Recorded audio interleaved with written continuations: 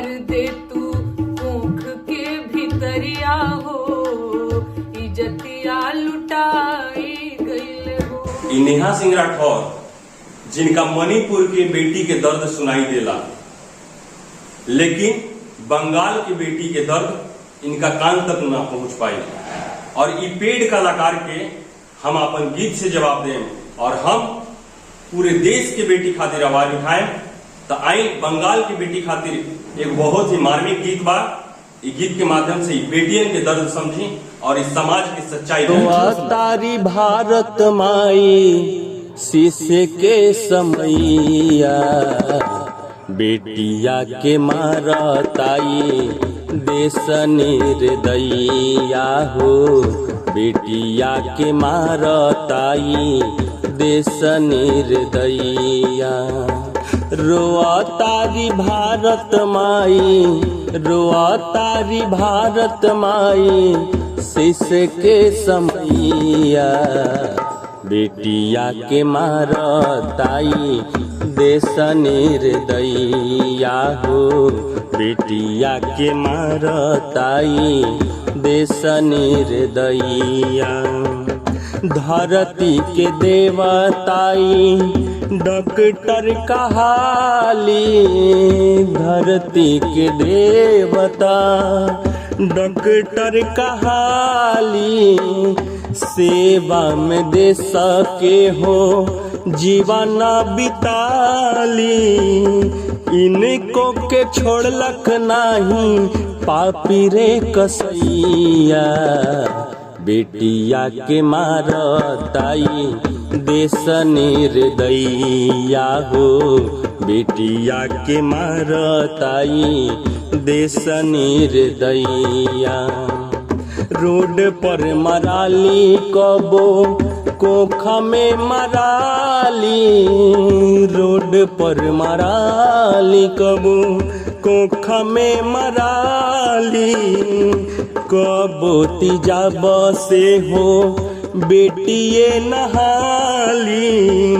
मारे ला ऐसे जैसे मारे हो मुदैया, बेटिया के मारताई देश निर्दयिया हो, बेटिया के मारताई देश निर्दयिया। कबो बहिन कबो माई कहाली, कबो बहिन कबो माई कहाली, देवी के रूप में हो बेटिए पुजाली।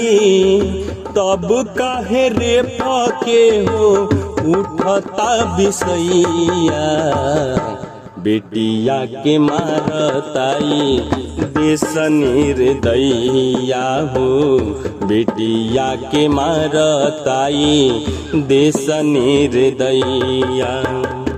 कबो निर्भया कबो गुड़िया के बारी, कबो निर्भया कबो गुड़िया के बारी, हर बार बेटिए ही मारल जाली।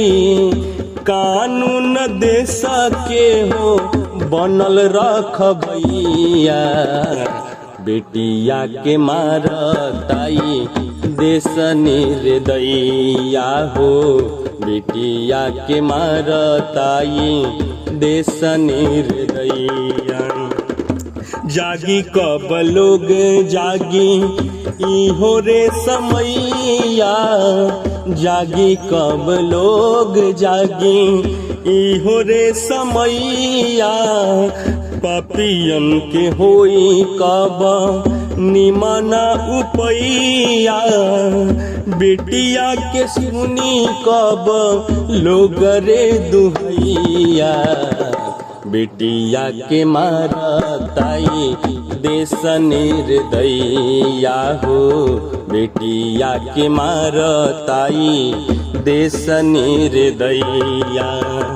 नेहा करेली सरकार के कहानी, बनेली नहीं बेटी या न के जुबानी नेहा करे लिखाले सरकार के कहानी बनेली नाही बेटी या न के जुबानी करेली काम जे में होखेला कमैया बेटिया के मारताई देश निर्दयिया हो बेटिया के मारताई देश निर्दयिया बेटिया के मारताई देश निर्दयिया हो बेटिया के मारताई देश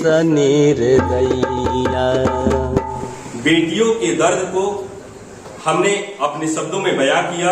अगर हमारी प्रस्तुति आपको अच्छी लगी हो तो हमारे चैनल को सब्सक्राइब करें, वीडियो को लाइक करें और ज्यादा से ज्यादा शेयर करें। मिलेंगे फिर अगली बार ऐसी एक वीडियो के साथ। तब तक के लिए नमस्कार। जय हिंद, जय बिहार, जय चंपारण।